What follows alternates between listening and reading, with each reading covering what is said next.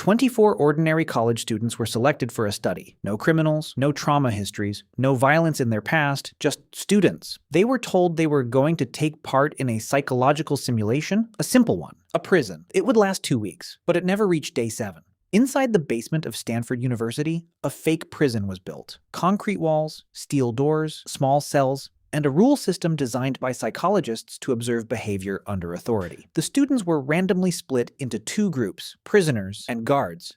Neither group knew what they were about to become. The guards were given uniforms, dark glasses, batons, whistles. They were told one thing: maintain order. But they were not told how far order was allowed to go. The prisoners were arrested at their homes, unexpectedly, by real police. Handcuffed, booked, blindfolded. They were taken into the basement prison as if it were real. From the moment they arrived, they were no longer called by their names, only numbers. Identity removed. At first it felt like a game. The prisoners laughed. The guards laughed. Everyone knew it was an experiment. That was the first mistake, because systems don't change people all at once. They change them, step by step. On day 1, the guards began small. Orders, shouting, minor control. The prisoners resisted, testing limits, seeing where the boundary was. But something strange happened.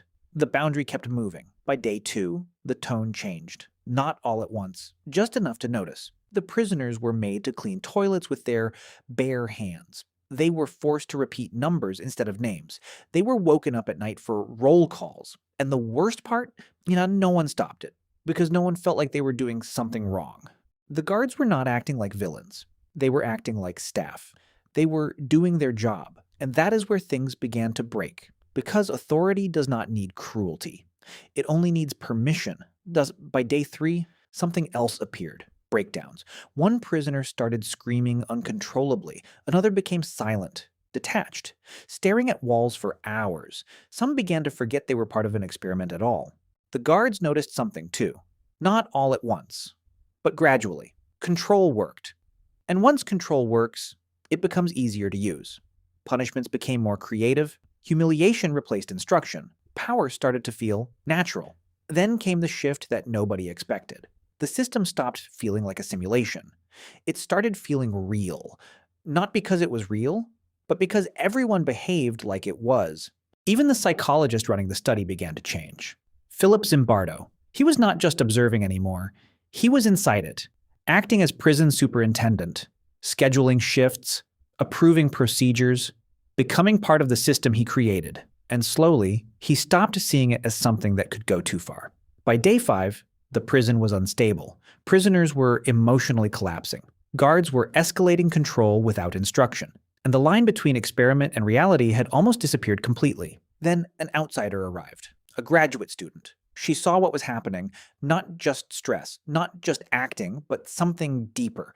People were breaking, and she asked the question everyone inside had stopped asking. What are you doing to them? That moment changed everything, because for the first time the system was seen from the outside. And from the outside, it looked unbearable. The experiment was shut down after only 6 days, not because time ran out, but because it became too dangerous to continue. Years later, the Stanford Prison Experiment became one of the most famous psychology studies in history. It was used to explain one idea, that ordinary people can become cruel when placed inside systems of power. But then came something uncomfortable: criticism, reanalysis, and doubt. Some researchers argued the guards were influenced. Some said the experiment was not as uncontrolled as it appeared. Some claimed participants were subtly guided into role-playing expectations. Not forced, but shaped.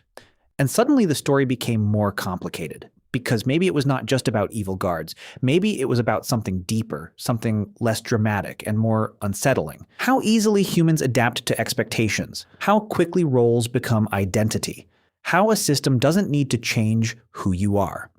Only what you believe you are supposed to do. The Stanford Prison Experiment is remembered as a story about guards and prisoners. But its real question is quieter and harder to escape. When you step into a role, how long before you stop noticing you're acting at all?